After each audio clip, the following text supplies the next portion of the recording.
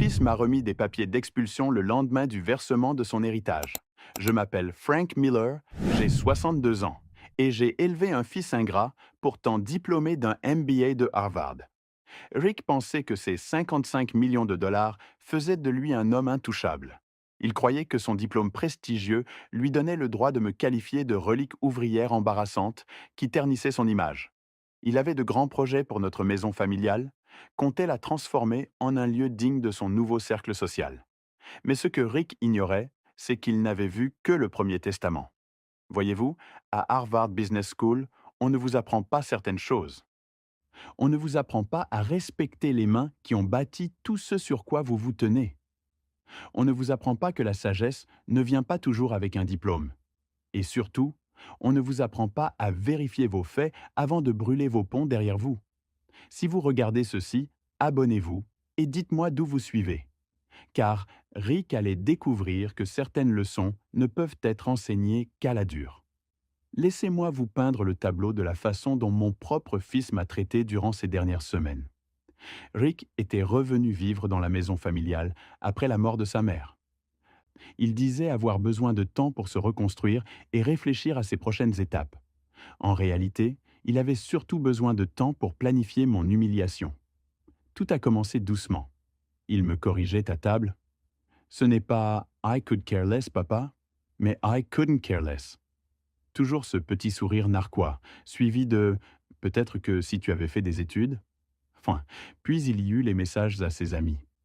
Je les ai vus sur son téléphone, qu'il avait laissé charger dans la cuisine.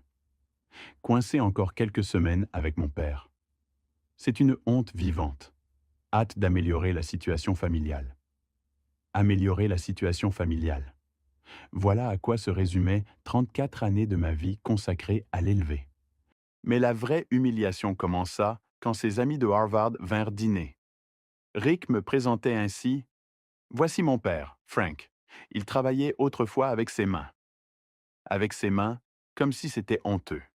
Comme si les cales sur mes paumes étaient la preuve d'un échec, plutôt que de décennies passées à construire des choses qui avaient du sens. Un de ses amis, Bradley, banquier d'investissement bien sûr, me demanda ce que je faisais. Avant même que je ne réponde, Rick coupa: Papa est à la retraite maintenant. Il était machiniste, du travail manuel. Le ton sur lequel il prononça travail manuel sonnait comme s'il parlait d'une maladie. Mais le pire, c'est quand j'ai découvert qu'il avait enlevé toutes mes photos de la maison. Les portraits de famille, mes distinctions syndicales, même la photo de moi et de sa mère lors de ma fête de départ en retraite. Tout cela remplacé par son diplôme de Harvard, encadré sur mesure pour 400 dollars, placé pile à la place de notre photo de mariage. Quand je lui ai demandé pourquoi, il a répondu: Papa, j'essaie de construire une image professionnelle. Les gens avec qui je crée mon réseau ont des attentes. Des attentes, bien sûr. Mais le plus dur furent ses appels téléphoniques. Il pensait que je ne l'entendais pas, mais notre maison a des murs fins. Je l'entendais dire à sa petite amie qu'il devait régler le problème Franck. Voilà ce que j'étais devenu. Un problème. Il contacta même un agent immobilier pour faire estimer la maison. 485 000 dollars, disait-elle. Bon emplacement, solide fondation, mais à moderniser.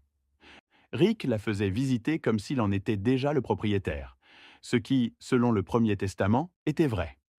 Le soir même, je l'ai trouvé dans le garage, en train de fouiller mes outils. Ma fraiseuse Bridgeport, achetée 12 000 dollars en 98. Mon matériel de mesure de précision. 40 ans de savoir-faire soigneusement rangé et étiqueté. Ça vaut combien tout ce bric-à-brac?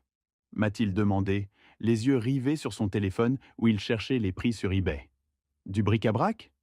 Ces outils m'avaient permis de résoudre des problèmes que Harvard n'enseigne pas. Ils avaient rapporté chaque dollar qui avait bâti la vie qu'il héritait aujourd'hui. Mais je me suis contenté de sourire. Plus que tu ne l'imagines, fiston. Ça l'a troublé. Il attendait de la colère, peut-être des larmes, pas du calme. Et certainement pas que je commence, moi aussi, à passer des coups de fil. Des conversations discrètes avec des gens qu'il ne connaissait pas. Des gens qui savaient exactement ce que valait vraiment mon bric-à-brac. Vous devez comprendre ce à quoi je faisais face. Si je restais silencieux, si j'acceptais la version de Rick, je perdrais tout ce qui comptait. D'abord, la maison. Pas n'importe quelle maison, celle où sa mère et moi avions construit notre vie, où nous avions ramené Rick après sa naissance, où nous avions célébré ses diplômes du lycée à Harvard. Chaque pièce portait 34 ans de souvenirs qu'il s'apprêtait à effacer avec ses rénovations. L'agent immobilier avait été catégorique. Emplacement de choix, indice piéton de 89, près du quartier universitaire. Avec la bonne mise à jour, cuisine ouverte, finition contemporaine, cette maison pourrait facilement valoir 650 000 dollars. Rick avait déjà choisi l'entrepreneur, une société appelée Elite Home Transformations, spécialisée dans la soi-disant valorisation patrimoniale. Comprenez? Détruire toute âme d'une maison ancienne pour la remplacer par un décor de magazine. Il m'avait montré les plans sur son ordinateur. Mon atelier deviendrait un bureau. La cuisine, où sa mère préparait le dîner du dimanche, serait démolie pour créer un vaste espace convivial. Le salon, où nous l'avions vu jouer à la petite ligue, serait transformé en espace de conversation. Mais la perte de la maison n'était que le début. Rick s'était convaincu que son héritage faisait de lui la réussite de la famille, celui qui avait réussi. À ses yeux, je n'étais plus que le père ouvrier, désormais dépassé, qu'on pouvait jeter aux oubliettes. Il racontait déjà cette version aux autres. Je l'ai découvert grâce à Mike Anderson, mon ancien représentant syndical, un de mes plus vieux amis. Mike avait croisé Rick dans un café du centre-ville, entouré de ses camarades de Harvard, parlant assez fort pour que tout le monde entende. Mon père ne comprend rien à la gestion moderne des richesses. Le gars a passé 40 ans dans une usine et croit que ça fait de lui un sage. Moi, j'essaie de faire entrer la famille dans le 21e siècle, mais il reste coincé dans une mentalité ouvrière. Mentalité ouvrière. Comme si c'était une honte. Mike m'a rapporté qu'un des amis de Rick avait demandé ce que j'avais accompli. Et Rick de répondre « Honnêtement, pas grand-chose. Il travaillait de ses mains, gagnait correctement sa vie, mais n'a jamais rien bâti de significatif. C'est pour ça que je suis allé à Harvard, pour briser ce cycle. Jamais rien bâti de significatif. Là, j'ai compris que l'enjeu dépassait l'argent. Rick n'était pas seulement en train de me voler ma maison, il volait mon héritage. Dans son récit, j'étais devenu l'obstacle qu'il avait surmonté, le plafond ouvrier qu'il avait brisé, l'embarras qu'il avait laissé derrière lui. Et ça marchait. Sa petite amie, Emma, parlait déjà de moi comme de son projet. Alors, comment avance ton projet? Lui demandait-elle à propos de mon expulsion. Je n'étais plus Frank Miller, l'homme qui avait élevé son compagnon. J'étais un problème administratif. Le pire fut de voir l'effet sur ma famille élargie. Ma nièce Sarah, la fille de mon frère, m'avait toujours admiré. C'est moi qui lui avais appris à changer l'huile de sa voiture, qui l'avais aidé à réparer son premier appartement. Mais après quelques dîners avec Rick et son nouveau cercle, son regard avait changé. Tonton Frank, m'a-t-elle dit au téléphone, peut-être que Rick a raison sur les mises à jour.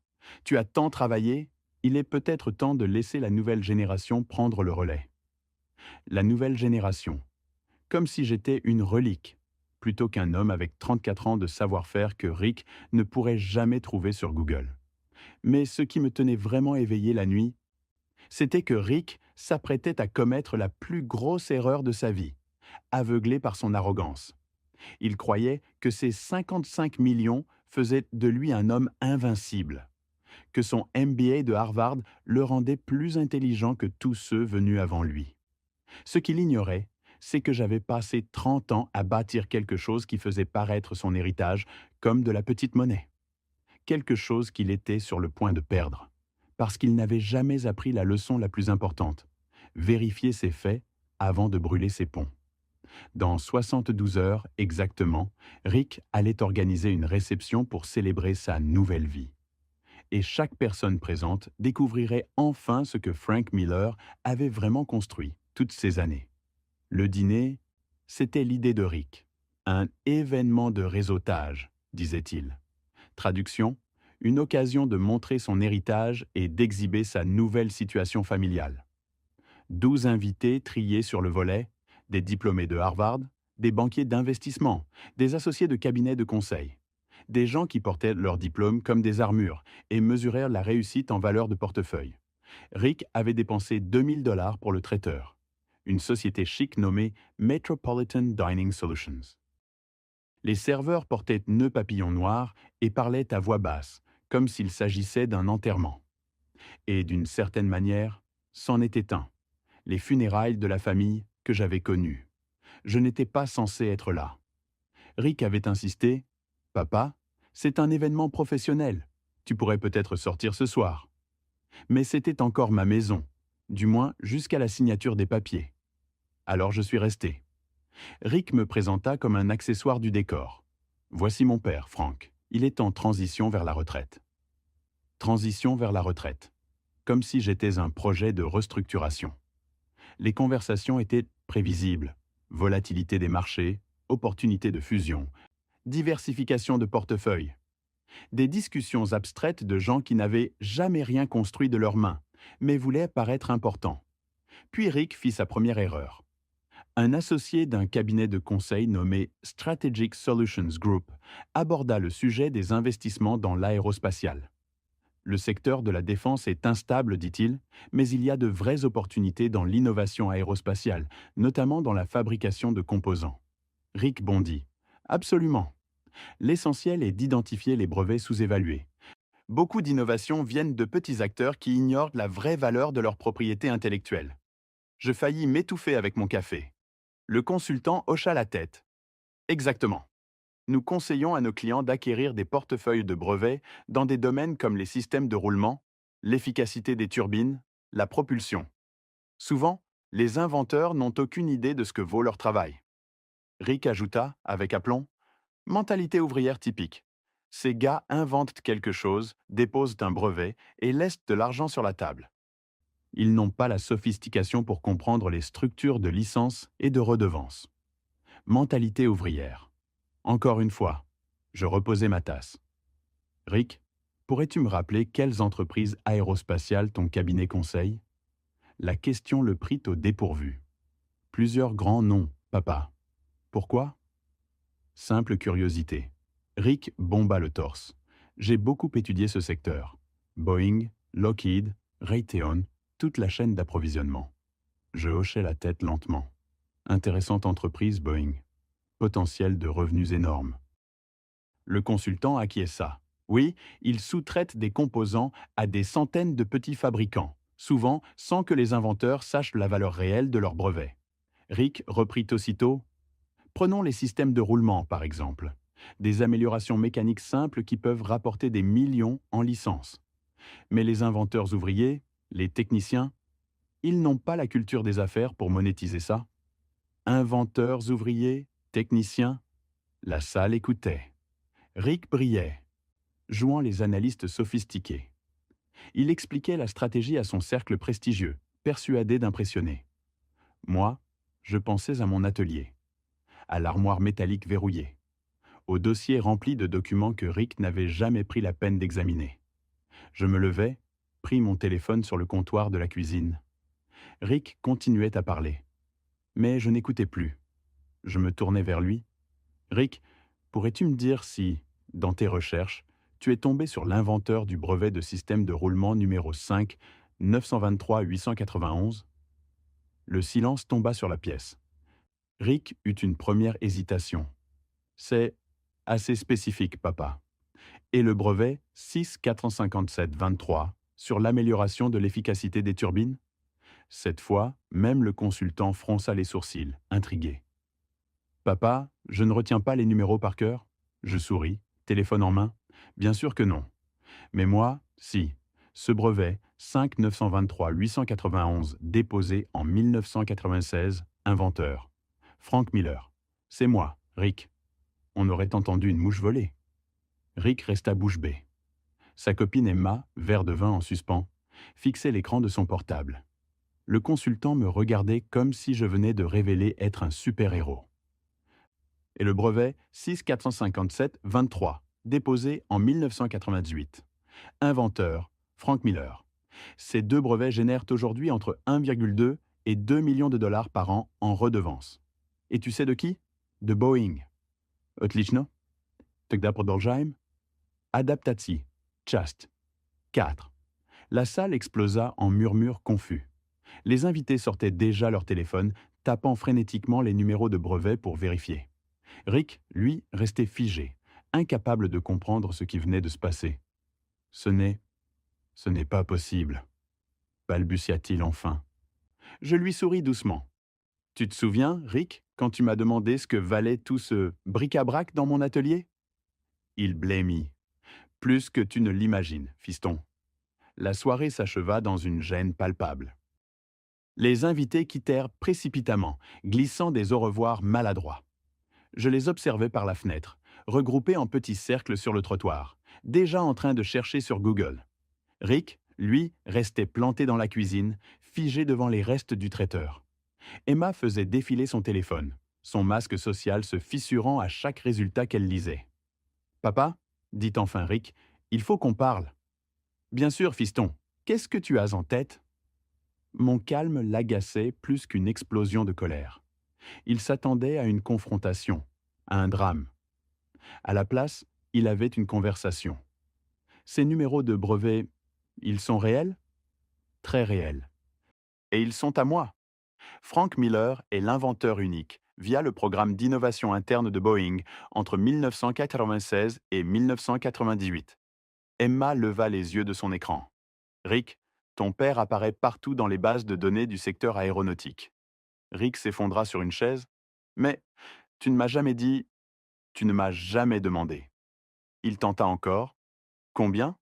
Combien valent-ils? Je me servis un café. Ça dépend comment tu calcules la valeur, Rick. Emma trouva un communiqué de presse de Boeing datant de 2019. Une photo de 12 employés honorés pour leurs contributions à l'innovation. Troisième en partant de la gauche, chemise bleue simple, mal à l'aise sous les projecteurs. Moi. La légende disait Frank Miller, reconnu pour ses innovations sur les systèmes de roulement ayant amélioré l'efficacité énergétique de la flotte commerciale de Boeing. Rick fixait l'écran. C'est toi? Oui. Mais tu travaillais encore à ce moment-là? J'étais prêt à partir à la retraite. Ça ne veut pas dire que mon travail n'était pas important. Emma lut à voix haute. Les innovations de Miller ont permis à Boeing d'économiser environ 200 millions de dollars de carburant en 20 ans. Rick pâlit encore davantage. Papa, depuis combien de temps tu sais pour mes projets d'héritage? Depuis que tu as commencé à appeler des agents immobiliers? Et tu m'as laissé...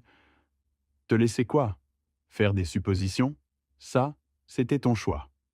Le silence de la cuisine pesait lourd. Rick semblait recalculer toute sa vision du monde. Puis, avec une voix presque brisée, « Papa, je crois que j'ai fait une erreur. » Je haussai un sourcil. « Tu crois ?» Emma, elle, découvrait une page Wikipédia. « Rick, il y a 20 articles qui citent le travail de ton père. » Rick secoua la tête. « Mais pourquoi ne m'as-tu jamais rien dit? Quand aurais-je dû le faire? Entre le moment où tu appelais mon travail du bric-à-brac et celui où tu planifiais de transformer mon atelier en bureau ?» Il se tut. Pour la première fois, il n'avait pas de réponse. Le lendemain, nous étions au Marriott, au centre-ville. Rick devait présenter ses fameuses opportunités dans les brevets aérospatiaux devant une trentaine de partenaires et clients. La salle avait vue sur toute la ville, décorée pour impressionner. Rick transpirait déjà dans sa chemise à 300 $ avant même de commencer. Son exposé débuta correctement. Graphique, jargon, analyse de marché. Mais vint la première question sérieuse. « Pouvez-vous nous donner un exemple concret de négociation avec un inventeur ?» demanda une associée. Rick hésita, regarda vers moi, puis osa. « Mon père travaille dans le domaine depuis 30 ans. J'ai un accès direct à ces inventeurs. » Un silence tendu suivit, puis un client de Raytheon insista. « Et pouvez-vous nous dire son nom ?» Rick, pris au piège, lâcha enfin « Frank Miller ». Un homme en costume bleu marine bondit. « Frank Miller, du Hall of Fame de Boeing ?» Toute la salle se retourna vers moi. « Monsieur Miller, voulez-vous vous joindre à nous ?» demanda-t-on. Je m'avançai tranquillement. Rick, livide, s'enfonçait dans sa chaise. Et ce fut là que la vérité éclata pour de bon. Mes brevets, mes redevances, mes contrats de licence, mes accords directs avec Boeing et ses concurrents. Tout ce que Rick avait méprisé comme une mentalité ouvrière se révélait être le socle sur lequel reposait une industrie entière. La pièce vibrait d'un mélange de stupéfaction et d'excitation. Margaret Wheeler, associée principale, griffonnait frénétiquement dans son carnet. Un client de Raytheon tapait déjà sur son ordinateur portable. Une représentante de Lockheed leva la main. « Monsieur Miller, nous essayons de vous contacter depuis des mois pour un accord de conseil. Votre travail sur l'optimisation énergétique pourrait nous faire économiser des millions. » Un autre ajouta « Nous serions très intéressés pour représenter vos prochains dépôts de brevets. » Je levai la main. « Je vous remercie, mais je suis à la retraite désormais. » Rick finit par balbutier. « Papa, pourquoi tu ne m'as rien dit ?» Toute la salle tourna vers lui. 30 cadres de haut niveau attendirent ma réponse. « Rick, tu étais trop occupé à expliquer aux autres que les inventeurs ouvriers ne comprennent pas la valeur de la propriété intellectuelle. Tu n'as jamais pensé à me demander. » Quelqu'un rit dans le fond. Son PowerPoint affichant « Stratégie pour travailler avec des inventeurs ouvriers » était toujours projeté derrière lui. L'ironie était insupportable. Puis, mon téléphone vibra. Un SMS ? Frank, on a entendu parler de la présentation de Rick. Nous sommes au Marriott pour une conférence. Peut-on passer ? Patricia Brown, ingénieure en chef de Boeing. 22 minutes plus tard, Patricia entra avec 3 autres dirigeants. James Carter, VP Innovation, Lisa Rodriguez, directrice stratégie brevet, Michael Davis, responsable relations fournisseurs. Des pointures. On pouvait lire la panique dans les yeux de Rick en les voyant venir directement me serrer la main. « Frank !» dit Patricia. « On est tombé sur la nouvelle de la présentation de Rick. On voulait te voir. » Puis, se tournant vers mon fils, « Alors c'est toi, Rick ? Frank parle souvent de toi. Harvard MBA, n'est-ce pas ?» Rick, rouge, serra sa main faiblement. « Oui, merci, madame. » James Carter prit la parole. « Frank, nous voulions te montrer quelque chose. Nous préparons un témoignage devant le Congrès sur la politique d'innovation. Tes brevets y seront cités en exemple. » Rick manqua de s'étrangler. « Devant le Congrès ?» Lisa répondit calmement. « Oui, la sous-commission de l'aviation. Tes brevets démontrent l'importance des partenariats entre inventeurs et entreprises. » Michael sortit une chemise bourrée de documents. « Voici l'analyse d'impact économique de ton portefeuille de brevets, Frank. » Rick se pencha pour lire, son souffle coupé. Le brevet 5 923 891, 47 millions de dollars d'économie de carburant. Le 6 457 23, 41,2 millions de revenus directs de licence. Et le 8 234 956, économie prévue de 200 millions au cours de la prochaine décennie. Rick lisait ces chiffres comme s'ils étaient rédigés en langue étrangère. Patricia reprit. « Frank, as-tu réfléchi à notre proposition de rejoindre le conseil d'innovation de Boeing ?»« Conseil d'innovation ?» répéta Rick, perdu. Lisa sourit. « Ton père forme nos jeunes ingénieurs depuis 5 ans. Nous espérons qu'il accepte un rôle de conseiller officiel. » Margaret Wheeler, témoin de la scène, ne pouvait plus se contenir. « Excusez-moi, vous êtes en train de dire que M. Miller va siéger au conseil exécutif d'innovation de Boeing ?»« Nous le sollicitons depuis 2 ans, » répondit Patricia. « Mais Frank aime profiter de sa retraite. » Michael ajouta en riant, « Retraite, qui inclut quand même des missions de conseil pour Lockheed, Raytheon et Northrop Grumman. » Rick se tourna vers moi, incrédule. « Tu consultes pour les concurrents de Boeing ? L'aéronautique est un petit monde. Tout le monde se connaît. » Puis, je sortis une enveloppe de ma veste. « Rick, voici le vrai testament. Le premier n'était qu'un test. » Ses mains tremblaient, en prenant le papier. Toute la salle retint son souffle. « Ta mère et moi l'avons conçu après son diagnostic. Nous voulions savoir quel homme tu deviendrais si tu croyais avoir du pouvoir sur moi. Selon ce deuxième testament, ton héritage est conditionné à une chose.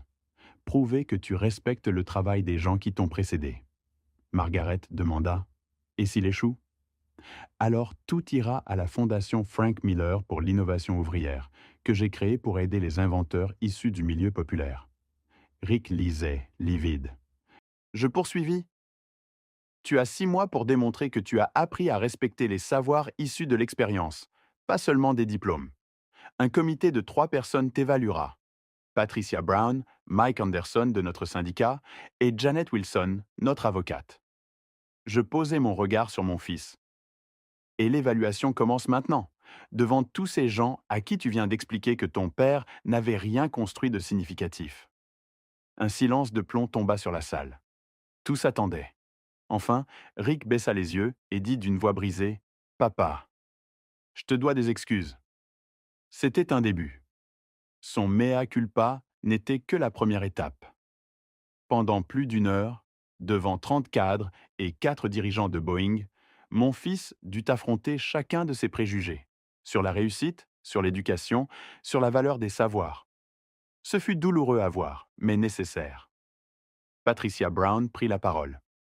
Rick, dans ta présentation, tu as parlé de stratégie pour gérer les inventeurs ouvriers. Que voulais-tu dire?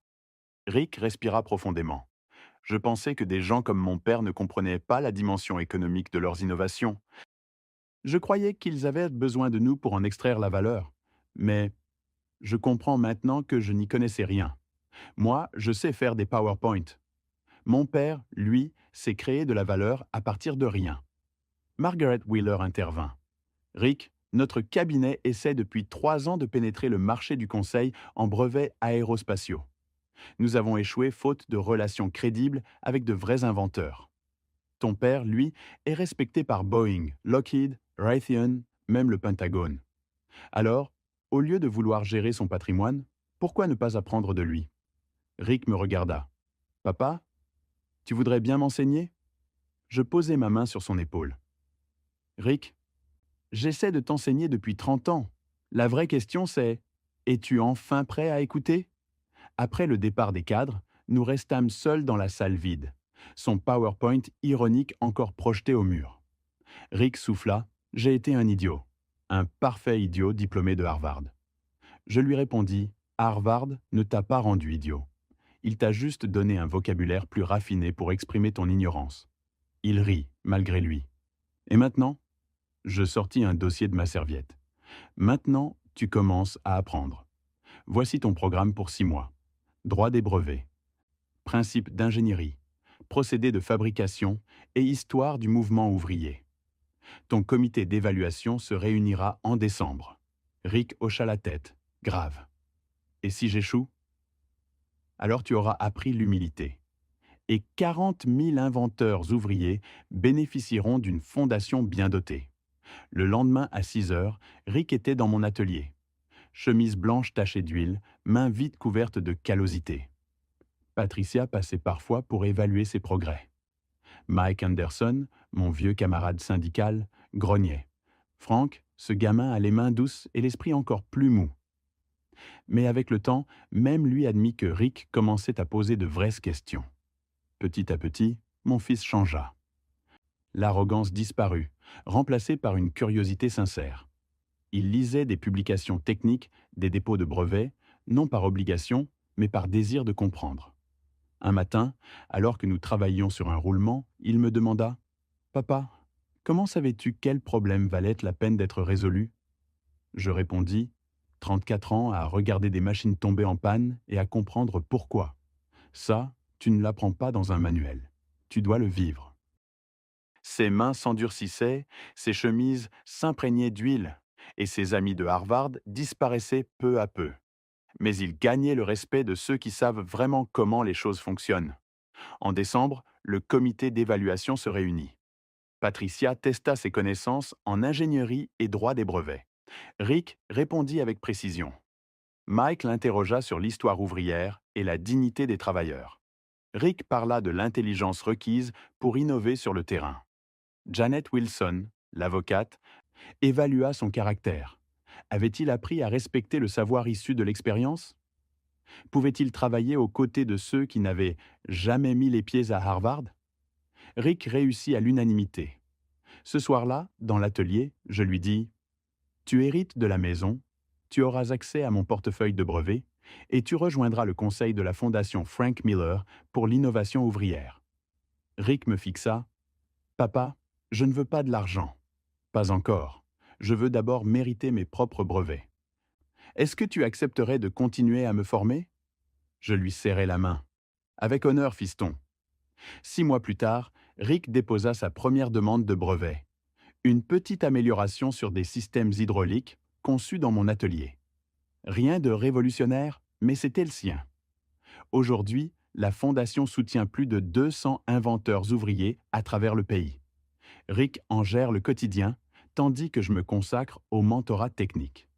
Certaines leçons ne peuvent être apprises qu'à la dure, mais une fois acquises, elles restent pour toujours.